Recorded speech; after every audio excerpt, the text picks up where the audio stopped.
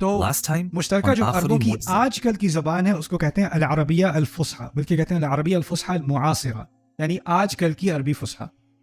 تو اگر آپ آج کسی تفسیر کی کتاب کھولیں، یعنی میں تو کہتا ہوں اگر آج سے 1000 سال پرانی بھی تفسیر کی آپ کتاب کھولیں، یا 500 سال پرانی یا 100 سال پرانی، تو آپ کو کیا ملے گی؟ فصحی. لیکن عرب کی اصل زبان اسلام کے پھیلنے سے پہلے تھی. یہ بہت ضروری ہے سمجھنا. یہ کیوں سمجھنا ضروری ہے؟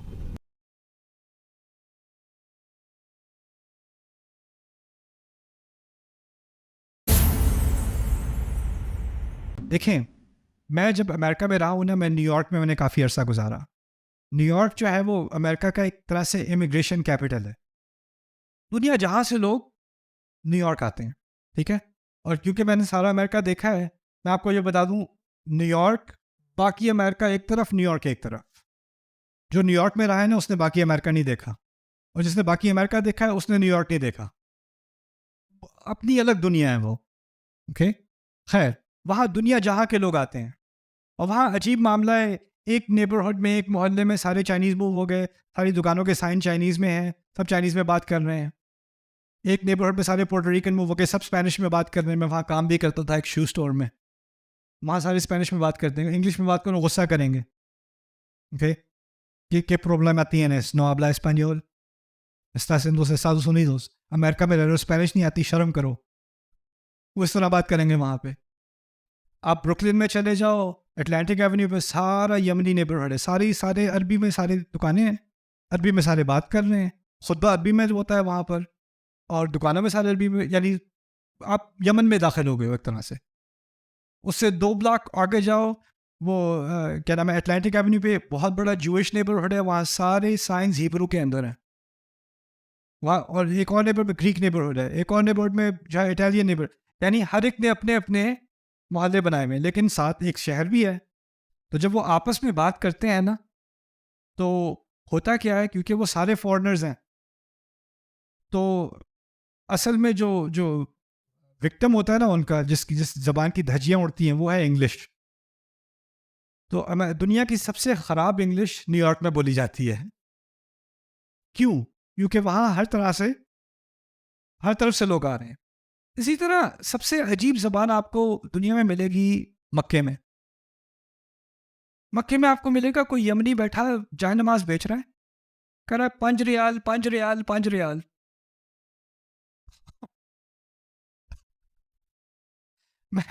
میں سمجھا، مجھے عربی استعمال کرنے کو ملے گی وہاں پہ. میں گیا کسی سے، میں نے پوچھا این المطعم پاکستانی ریسٹورینٹ کہاں پر ہے؟ کہتا ہے انطلق سیدھا.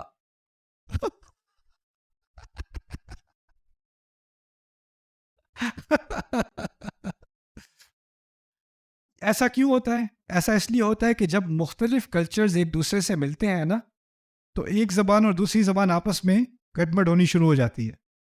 ٹھیک ہے نا؟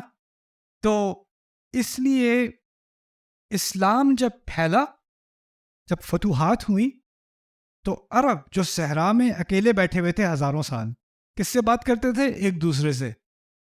ان کی زبان خالص رہی کیونکہ ان میں کسی کو ان میں دلچسپی نہیں تھی.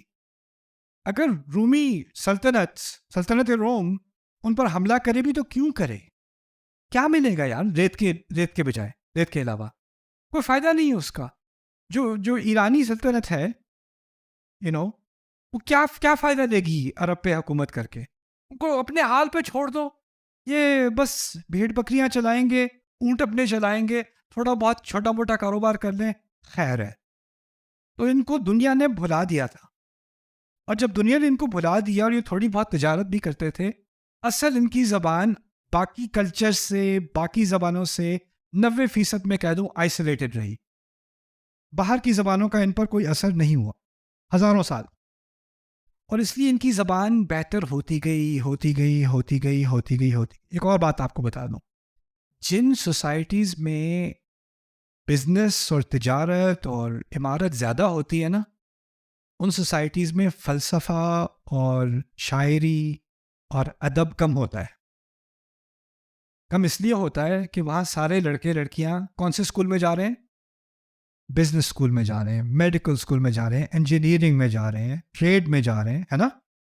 اور کوئی بھی کہے میں نے انگلش لٹریچر میں پی ایچ ڈی کرنی ہے تو اس کو سائیکالوجسٹ کے پاس لے کے جاتے ہیں. کوئی ہسٹری پڑھنا چاہے، کوئی فلاسفی پڑھنا چاہے، کوئی پوئٹری پڑھنا چاہے، کوئی اردو ادب پڑھنا چاہے تو کہیں گے کیا کر رہے ہو اپنی زندگی کے ساتھ؟ عرب کیا تھے؟ عرب اکیلے صحرا میں بڑا ٹائم ہے جی شاعری کا، بہت ٹائم ہے لائنیں مارنے کا، بہت ٹائم ہے بڑا اور ان میں سے جو زیادہ شاعری کرے گا اس کی واہ واہ جی او ہو. یہ کلچر تھا ان کا.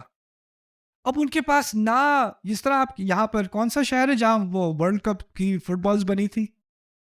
سیالکوٹ کو فخر ہے اپنی فٹ بال پہ؟ نہیں. کسی اور شہر کو فٹ بال. ہمارے یہاں دنیا کا سب سے بڑا کرکٹ بیٹ بنتا ہے، ہمارے یہاں سب سے زیادہ لیدر بنتا ہے، ہمارے یہاں یہ بنتا ہے، ہمارے یہاں وہ بنتا ہے. فخر ہوتا ہے نا. عرب کیا کہیں گے؟ ہمارے یہاں کا جو جلا ہوا پتھر ہے نا وہ کس چیز پہ فخر کرے وہ؟ کیونکہ انسان کی شخصیت میں، سوسائٹی کی شناخت میں ہوتا ہے کہ اس کو کسی نہ کسی چیز پر فخر کرنے کی ضرورت ہوتی ہے. تو عرب کو ہزاروں سال سے کس چیز پر فخر کرنے کا جواز تھا؟ کیا تھی ایک چیز؟ نہ ان کے پاس بلڈنگ ہے، نہ ان کے پاس ہائی وے ہے، نہ ان کے پاس بڑی بڑی عمارتیں ہیں، نہ کوئی سلطنت ہے، نہ جیسے روم کے پاس ہے، جیسے یمنیوں کے پاس ہے، جیسے وہاں پر ایرانیوں کے پاس ہے. وہ کہتے ہیں ان کے پاس محل تو ہوں گے، زبان ہمیں آتی ہے، جیسی لائنیں ہم مارتے ہیں نا کوئی نہیں مار سکتا. اور جب ایک دفعہ آپ کو ایک چیز پہ فخر ہو جائے نا تو آپ اس میں بہت ہی زیادہ ابسیس ہو جاتے ہو. تو ان لوگوں کو کلچرلی نا اپنی زبان کے ساتھ بہت زیادہ کیا ہو گئی؟ obsession، خاص obsession. اور پھر ہوتا کیا تھا کہ تنقید کا بڑا کلچر تھا ان میں.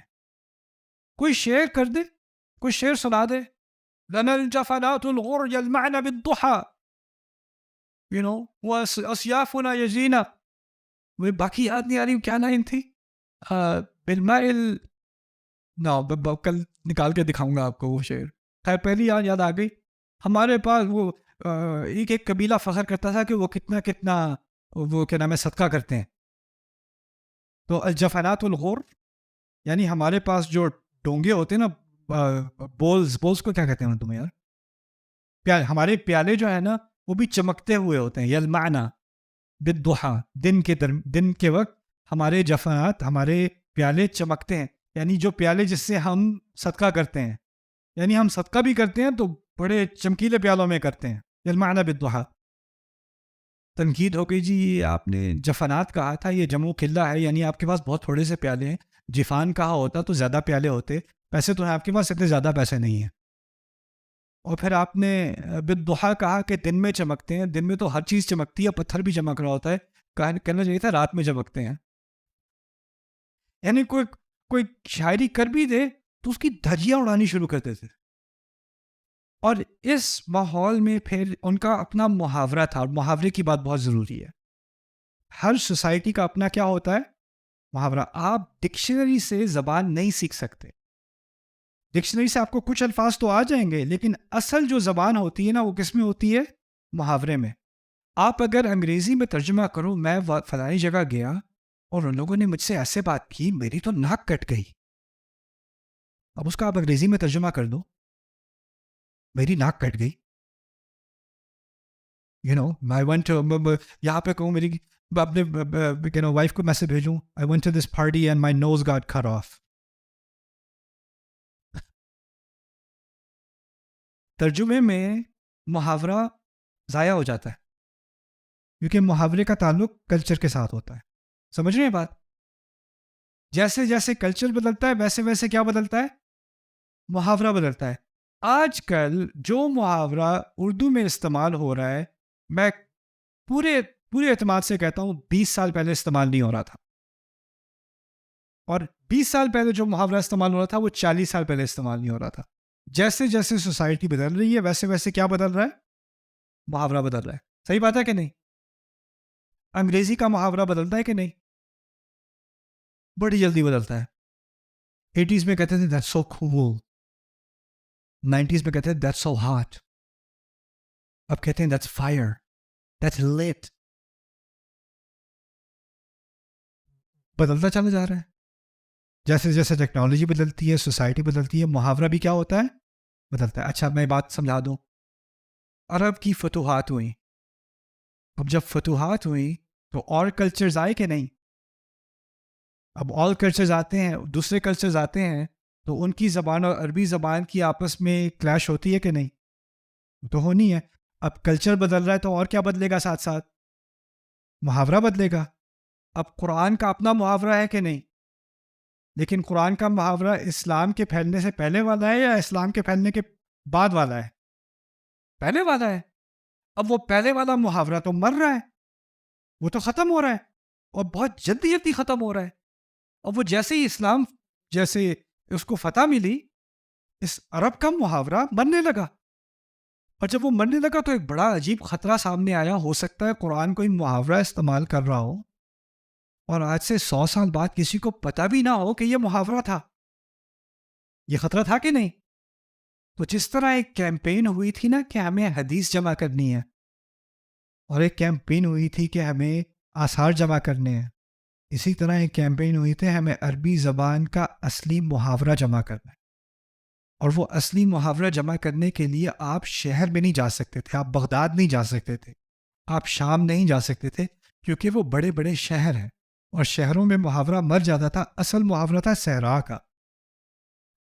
تو الاسمعی اور شافعی اور یہ بڑے بڑے علماء، انہوں نے بہت وقت گزارا ہے صحرا کے اندر، اور جا کر وہ کوئی بچی کسی گاؤں میں جو ہے، وہ ایک اسمعی کا قصہ ہے۔ اسمعی کے بڑے عجیب عجیب قصے ہوتے ہیں۔ اسمعی عربی کے ماہر تھے، انہوں نے عربی زبان پر تحقیق کی، عربی زبان کو سمجھنے کے لیے انہوں نے صحرا میں کئی سال گزارے، اور ان کے بارے میں مشہور ہے کہ وہ شکل کے ذرا اور لہجے کے اور اپنے مزاج کے ذرا بدتمیز تھے۔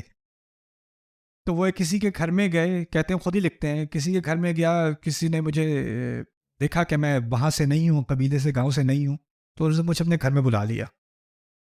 تو مجھے اس کے بارے میں زیادہ تو یاد نہیں، مجھے یہ یاد ہے کہ میں نے اس سے بدصورت انسان کبھی نہیں دیکھا، اس کے بارے میں کہتے ہیں، لیکن اس نے مجھے اپنے گھر میں بلا لیا۔ میں گھر میں گیا تو اس کی بیوی نے مجھے سلام کیا، تو میں نے ایک نظر دیکھ کر نیچے دیکھا، کیونکہ میں نے اس سے کبھی کوئی خوبصورت عورت نہیں دیکھی، اور میں نے استغفار کی، اور باقی وقت میں اس گھر میں بیٹھا کنفیوز رہا کہ یہ کیسے ہو گیا۔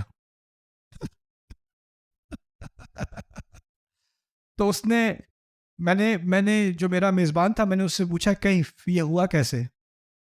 تو اس کی بیوی ہنسنے لگی، کہتی ہے عسى ان احسن الى ربی وانا جزاؤه وعسى ان اسأت الى ربی وهو جزائی۔ ہو سکتا ہے کہ یہ اپنے رب سے بہت اچھا تھا اور میں اس کی جزا ہوں، یا یہ بھی ہو سکتا ہے کہ میں اپنے رب سے بہت بری تھی اور یہ میری جزا ہے۔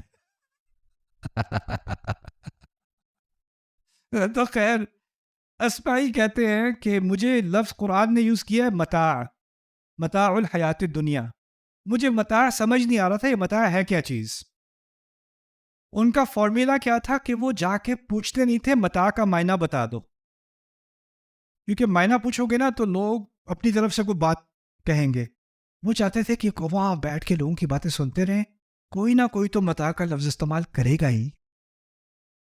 وہ انتظار میں بیٹھے رہتے تھے، کوئی کرے، کوئی استعمال کرے تو مجھے پتہ چلے کہ کیا ہے اس کا نیچرل یوسیج، کیا ہے یہ اپنے اصل سیاق میں کیسے استعمال ہوتا ہے۔ تو تھک ہار کے وہ کہیں پہنچے ہیں تو ایک بچی جو ہے وہ برتن مانج رہی تھی جھیل کے کنارے برش سے نا، تو بکری آئی اور بکری نے اس کا برش اپنے منہ میں لیا اور بھاگ گئی۔ بچی رونے لگی، اخذ متاعی، اس نے میرا متاع لے لیا۔ وہ ڈاکیومنٹ کرتے ہیں متاع کے معنی جو چیز استعمال کی جاتی ہے، جس کا اپنے اندر کوئی ذوق، اس کے اندر کوئی مزہ نہیں ہوتا، لیکن اس کے لیے استعمال کی چیز ہوتی ہے، جو استعمال کی چیز ہوتی ہے وہ متاع ہوتا ہے۔ اس طرح کے نوٹس، اس طرح کی کیمپین شروع ہوئی اسلام میں۔ کیوں؟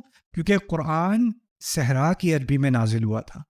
قرآن آج کی عربی، الجزیرہ کی عربی، تفسیر کی کتابوں کی عربی، بغداد کی عربی، شام کی عربی، دمشق کی عربی، ان کی عربی میں نازل نہیں ہوا تھا، اور وہ عربی محاورے کے اعتبار سے بدل رہی تھی۔ اسی لیے ضرورت تھی پرانے محاورے کو برقرار رکھنے کی۔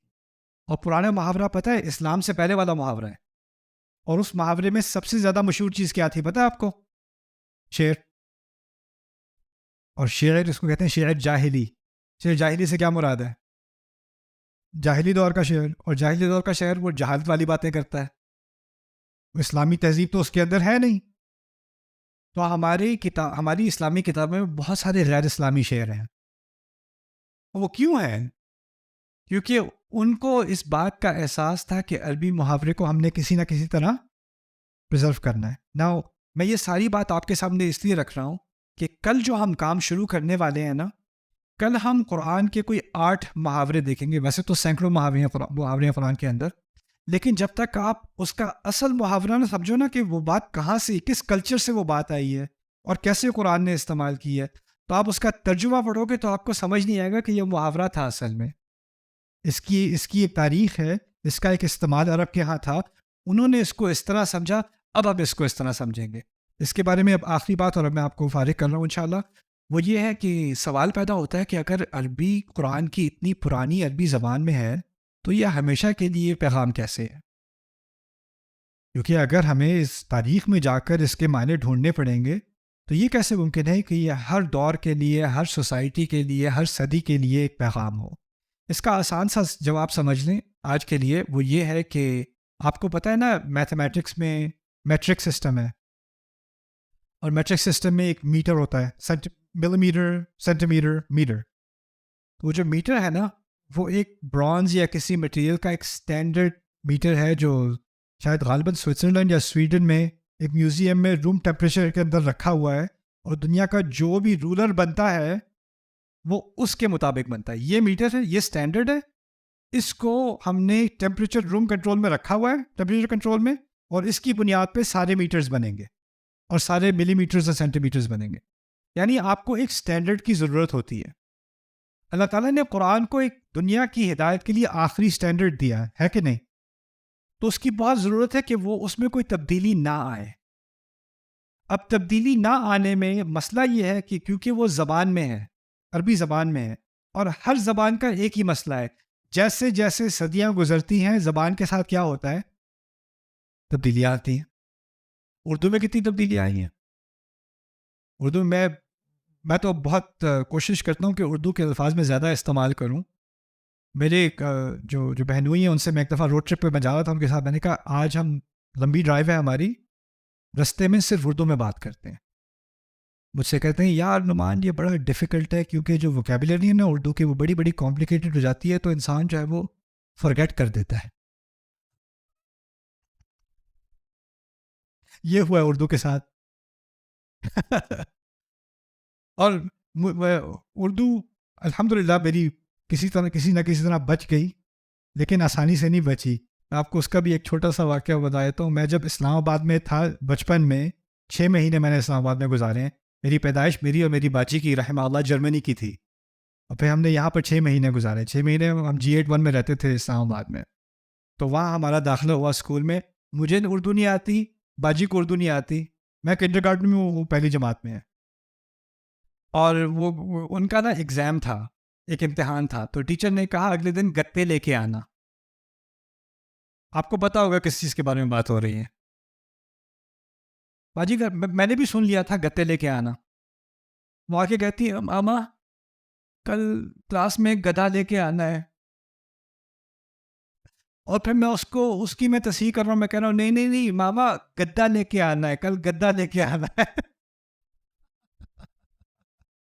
مجھے کلاس کا مانیٹر بنا دیا تھا. آپ کے ہاں ہوتا ہے کلاس مانیٹر، ہے نا؟ میں کرایا خوشی خوشی، میں نے ماما سے کہا ماما مجھے ساری کلاس کا منگیتر بنا دیا.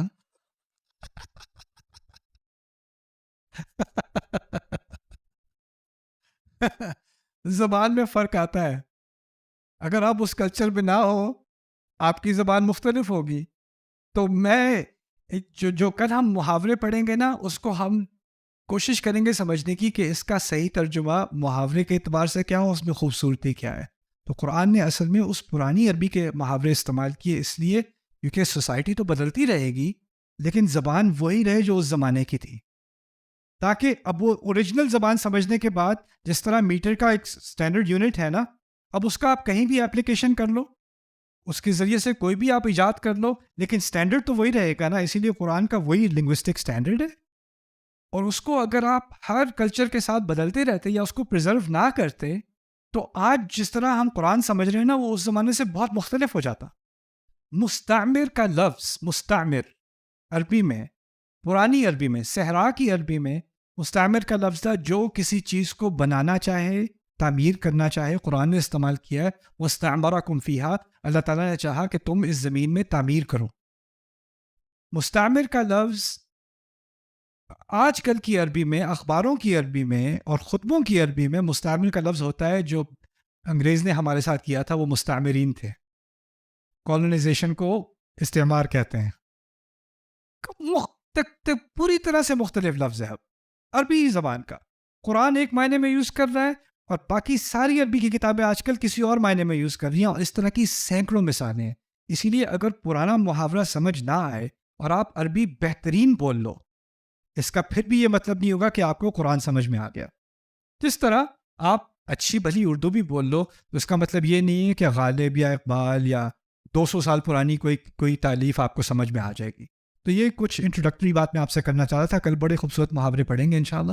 بارک اللہ علی ولکم. السلام علیکم ورحمۃ اللہ تعالیٰ وبرکاتہ.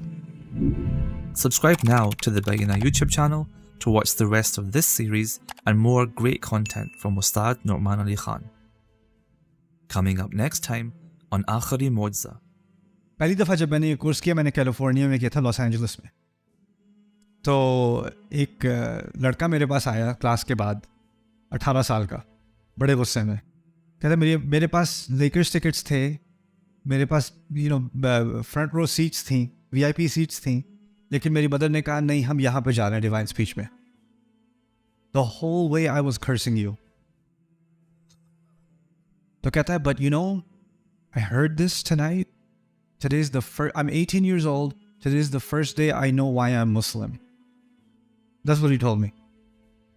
So that made me really happy. کہ یہ ایکسپیرینس بھی ہوتا ہے لوگوں کا. ہم مسلمان فیملی کے حساب سے تو ہیں، مسلمان گھرانوں میں پیدا ہوئے ہیں، لیکن شعوری طور پہ مسلمان ہونا ایک اور چیز ہوتی ہے، رائٹ؟ تو میری امید ہے کہ انشاءاللہ اس کے بعد آپ کو بھی ایک نیا کنیکشن فیل ہوگا قرآن کے ساتھ.